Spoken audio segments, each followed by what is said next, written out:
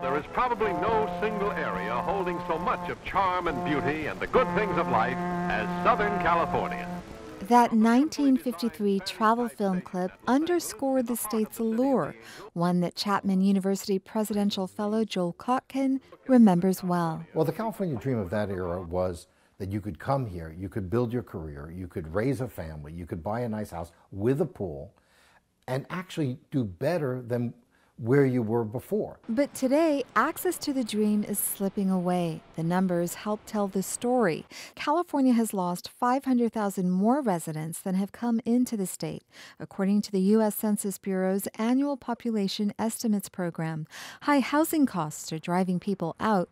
Kotkin says families used to pay 3 times their income for a home. Now, that figure has jumped to as high as 10 times. California basically opened the doors and kicked my family out. Kelly Rudiger and her family left California for Texas 1 year ago. We couldn't afford to live there. The cost of living was high, taxes were high, the government wasn't serving us, and we felt that we needed to find somewhere where we can better provide for our family. Kotkin says the fact that people like Rudiger, a realtor, and her IT manager husband are moving out of the state is alarming. But when you look at the data, actually, who's leaving the most are young families, people 35 up to their early 50s, very often with children, but certainly making a very middle-class living between, let's say, $100,000, $200,000. The Public Policy Institute of California classifies the middle income range between almost $50,000 and $174,000.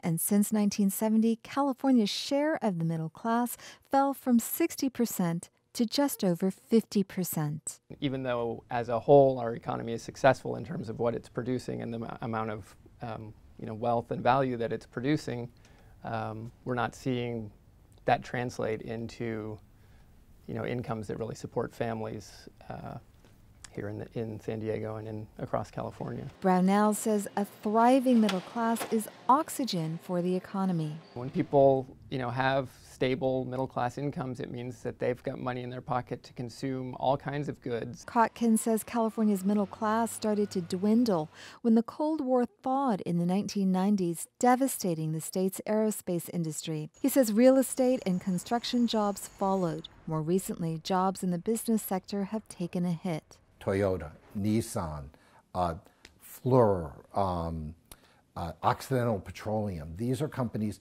that have employed large numbers of people for a long period of time here in Southern California and now are leaving. Brownell says the state has not done well when it comes to replacing those middle-class jobs that came along with these companies. Instead, California is creating highly skilled, high-paying tech jobs in Silicon Valley and in the biotech industry in San Diego. But these industries tend to create a demand for low-paying service jobs like gardeners, dry cleaners, and nannies. Even people working in higher-paying positions are struggling to survive. Sharon Mintz runs a floral arrangement business. She says she offers free meals to her employees and has increased their pay from $15 to $20 an hour over the past few years, but still cannot hold on to them. It works, and then the rent goes up, and then we offer a little more, and then groceries go up. It feels like we're always trying to catch up with the reality of what they're dealing with in a day-to-day situation. Kotkin says California is headed away from the enchantment of the 1950s toward a more primitive time. Today, we have a society which over time is becoming more and more feudal, with very rich, very successful, some of the richest people in the history of the world at the very top, and then a diminishing middle class. And what's most frightening is what's happening to young people. You have young people, some of them with college educations, working at Uber, working at Starbucks, essentially barely making it. Amita Sharma, KPBS News.